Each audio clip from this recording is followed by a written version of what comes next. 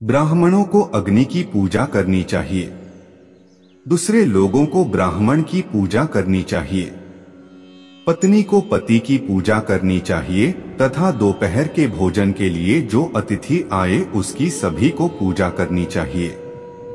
यदि आप भी सनातन धर्म को सर्वश्रेष्ठ मानते हैं और हिंदू धर्म हिंदू को समर्थन करते हैं तो आप हमारे इस वीडियो को लाइक करके चैनल को सब्सक्राइब जरूर कीजिएगा, ताकि ऐसे सभी हिंदू धर्म से जुड़ी सभी जानकारी आपको सबसे सटीक और सबसे पहले हमारे चैनल के माध्यम से दिया जाएगा। दोस्तों, सनातन धर्म को सपोर्ट करने के लिए चैनल को सब्सक्राइब जरूर कीजिएगा। दोस्तों, जय श्री राम। चलिए वीडियो को शुरू करते हैं।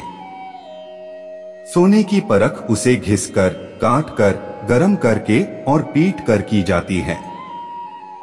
उसी तरह व्यक्ति का परीक्षण वह कितना त्याग करता है, उसका आचरण कैसा है, उसमें गुण कौन से हैं और उसका व्यवहार कैसा है, इससे होता है।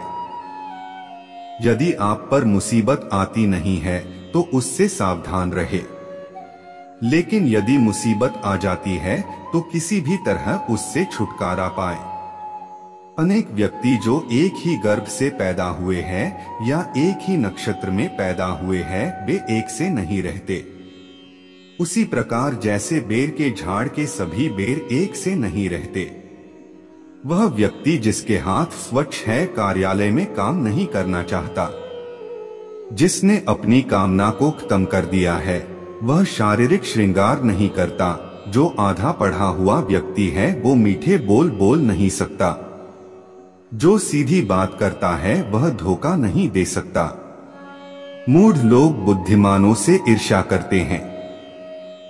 गलत मार्ग पर चलने वाली औरत पवित्र स्त्री से ईर्ष्या करती है।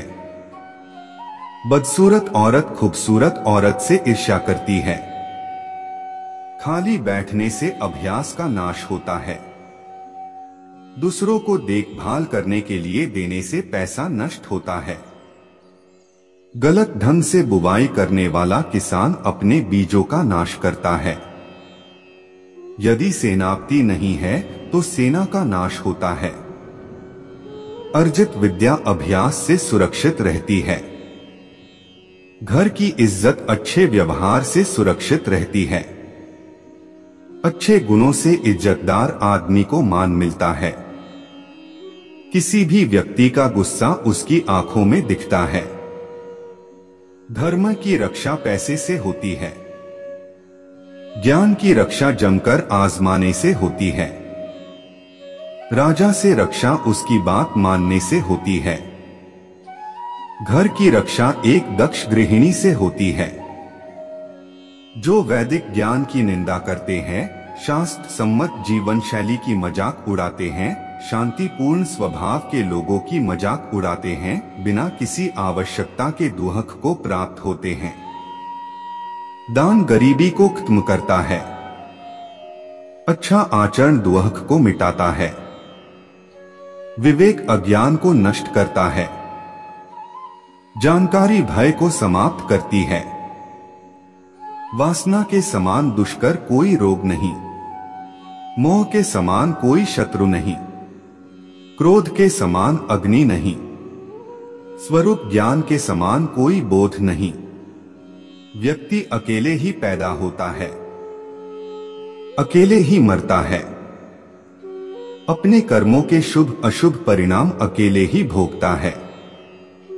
अकेले ही नरक में जाता है या सद्गति प्राप्त करता है।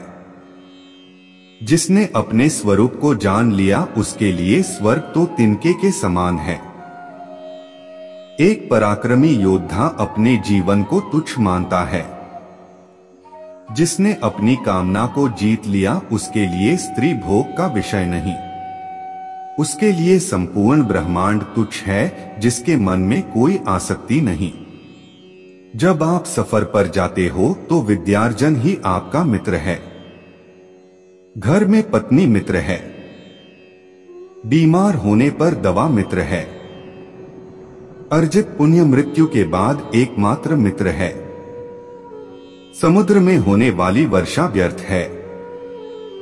जिसका पेट भरा हुआ है उसके लिए अन्न व्यर्थ है। पैसे वाले आदमी के लिए भेंट वस्तु का कोई अर्थ नहीं। दिन के समय जलता दिया व्यर्थ है। वर्षा के जल के समान कोई जल नहीं। खुद की शक्ति के समान कोई शक्ति नहीं।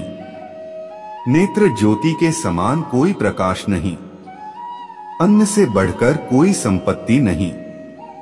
निर्धन को धन की कामना, पशु को वाणी की कामना, लोगों को स्वर्ग की कामना, देव लोगों को मुक्ति की कामना।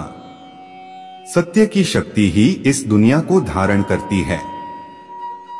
सत्य की शक्ति से ही सूर्य प्रकाशमान है, हवाएं चलती है।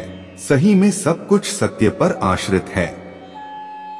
लक्ष्मी जो संपत्ति की देवता है वह चंचला है।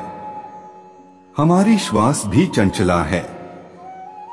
हम कितना समय जिएंगे इसका कोई ठिकाना नहीं। हम कहाँ रहेंगे यह भी पक्का नहीं। कोई बात यहाँ पर पक्की है तो यह है कि हमारा अर्जित पुण्य कितना है। आदमियों में नाई सबसे धूर्त है। कौवा पक्षियों में धूर्त है। लोमड़ी प्राणियों में धूर्त है। औरतों में लंपट औरत सबसे धूर्त है। ये सब आपके पिता है। 1, जिसने आपको जन्म दिया। 2, जिसने आपका यज्ञोपवीत संस्कार किया। 3, जिसने आपको पढ़ाया। 4, जिसने आपको भोजन दिया। 5, जिसने आपको भयपूर्ण परिस्थितियों में बचाया।